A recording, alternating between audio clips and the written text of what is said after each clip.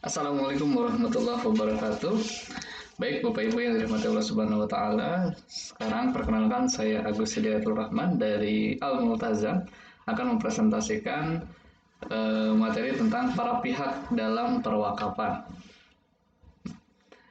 Kita akan mengenal dulu siapa saja sih pihak dalam perwakapan itu. Yang pertama yang jelas adalah wakif. Nah, orang yang berwakaf. Nah, ini yang pihak yang pertama yang jelas harus ada dalam perwakafan.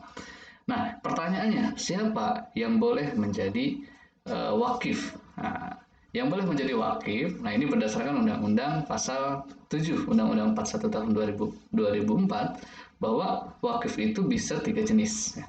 Ada wakif perorangan, wakif organisasi, dan wakif badan hukum. Nah, yang pertama kita akan melihat dulu siapa wakil perorangan itu. Nah, ini kita lihat di pasal 8 ayat 1 Undang-Undang 41 tahun 2004. Syarat menjadi wakif itu untuk perorangan itu yang pertama dewasa, berakal sehat, mampu melakukan perbuatan hukum, dan pemilik sah harta benda wakaf. Artinya mungkin yang belum dewasa atau anak-anak belum bisa menjadi wakif. Begitu. Nah, kemudian yang kedua, wakifnya itu adalah sebagai organisasi. Nah, ini sudah dijelaskan dalam pasal 8 ayat 1 Undang-Undang Pasal tahun 2004 bahwa wakif organisasi adalah organisasi yang memenuhi ketentuan organisasi untuk mewakafkan harta benda organisasi sesuai anggaran dasar. Nah, artinya memang sudah disepakati oleh organisasi tersebut ada di anggaran dasar untuk mewakafkan harta yang ada di organisasi tersebut. Nah, yang ketiga adalah badan hukum. Nah, badan hukum juga sama memenuhi ketentuan badan hukum untuk mewakafkan harta benda badan hukum sesuai anggaran dasar.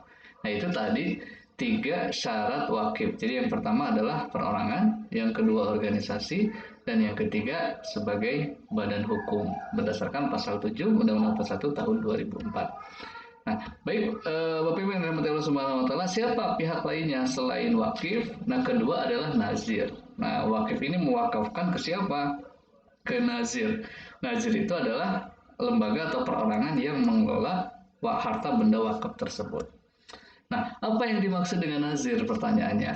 Nah, ini ternyata sudah dijelaskan di pasal 1 Undang-Undang 41 tahun 2004. Nazir adalah pihak yang menerima harta benda wakaf dari wakif untuk dikelola dan dikembangkan sesuai dengan peruntukannya. Nah, di sini ada kata kunci ya, bahwa nazir itu adalah mengelola dan mengembangkan. Nah, ini harta benda wakaf tersebut. Dia tidak menggunakan harta benda wakafnya, tapi bagaimana harta benda wakaf itu dikelola, dikembangkan sehingga nanti hasilnya itu akan menjadi manfaat bagi penerima manfaat. Nah, ini sesuai dengan peraturan perundangan pas 42 tahun 2006, peraturan presiden ya. Nazir bisa perorangan ya, bisa organisasi dan badan hukum. Dan yang penting yang harus menjadi perhatian adalah terdaftar di Menteri Agama dan Badan Wakaf Indonesia melalui KUA setempat. Nah, itu yang terkait dengan nazir ya. Nah, nazir perorangan ini diatur dalam pasal 4 ayat 5 PP 42 tahun 2006 bahwa nazir perorangan harus merupakan kelompok paling sedikit 3 orang. Jadi tidak boleh 1 orang. Nah, nanti dari 3 orang itu ditunjuk 1 sebagai ketua. Jadi artinya ketika nazir perorangan, meskipun bahasanya perorangan tapi bukan 1 orang gitu ya. Dia minimal 3 orang. Dan dari 3 itu salah satu ditunjuk sebagai ketua. Nah, itu untuk syarat menjadi nazir perorangan. Nah, yang kedua, bagaimana menjadi nazir organisasi? Nah, nazir organisasi ini diatur dalam pasal 7 ayat 3 PP 42 tahun 2006 bahwa nazir organisasi merupakan organisasi yang bergerak di bidang sosial, pendidikan, kemasyarakatan, dan atau keagamaan Islam. Nah, ini syarat menjadi nazir. Bila sebuah organisasi ingin menjadi nazir, maka organisasi tersebut harus bergerak di bidang tadi ya, bidang sosial, pendidikan, kemasyarakatan, dan atau keagamaan Islam. Nah, kalau ada organisasi yang tidak bergerak di bidang itu, maka tidak bisa mendaftarkan diri sebagai nazir organisasi. Nah, yang ketiga, bagaimana untuk menjadi nazir sebuah badan hukum? Nah, ini sudah diatur juga di pasal 11 ayat 3 PP 42 tahun 2006 bahwa nazir badan hukum merupakan badan hukum yang bergerak di bidang sosial, pendidikan, kemasyarakatan, dan atau keagamaan Islam. Jadi badan hukum yang tidak bergerak di bidang ini tidak bisa mendaftarkan diri sebagai nazir badan hukum. Nah, bagaimana perlakuan harta benda wakaf yang dikelola nazir? Nah, ini penting sekali ya. Nah, ini ada di pasal 3 PP 42 tahun 2006. Nah, harta benda wakaf itu harus didaftarkan atas nama nazir untuk kepentingan pihak yang dimaksud dalam akta ikrar wakaf sesuai dengan peruntukannya. Nah, ini penting sekali. Jadi atas nama nazir sehingga nanti bisa dikelola sesuai dengan peruntukannya di awal. Gitu ya. Terdaftarnya harta benda wakaf atas nama nazir tidak membuktikan kepemilikan nazir atas harta benda wakaf. Nah, ini penting sekali bahwa ketika wakif mewakafkan harta kepada nazir itu bukan berarti nazir pemilik harta benda wakaf tersebut. Nah, ini tapi nazir hanya mengelola begitu ya, hanya mengelola. Siapa harta benda ini terus milik siapa? Ini milik umat Islam, berarti karena sudah diwakafkan ke umat Islam dan nazir ditunjuk untuk mengelola harta benda tersebut. Nah, ini harus menjadi kata kunci mungkin ya. Nah, kemudian penggantian nazir tidak mengakibatkan peralihan harta benda wakaf yang bersangkutan. Nah, ini juga penting sekali ya, kita harus memahami itu semua. Nah bagaimana dengan syarat nazir wakaf uang? Nah, tadi kan nazir secara umum ya. Nah, ini bagaimana ini nazir wakaf uang? Nah, nazir wakaf uang ini ada spesifik lagi nih di pasal 12 Undang-Undang di PBWI nomor 2 tahun 2010, mohon maaf. Nah, untuk menjadi nazir wakaf uang itu harus mendapat izin dari Badan Wakaf Indonesia langsung begitu ya, sebagai nazir wakaf uang. Nah, begitu ya. Jadi mau perorangan, mau badan organisasi atau badan hukum yang ingin mengelola nazir wakaf sebagai nazir wakaf uang itu harus terdaftar di Badan Wakaf Indonesia. Ini buktinya seperti ini contohnya begitu ya.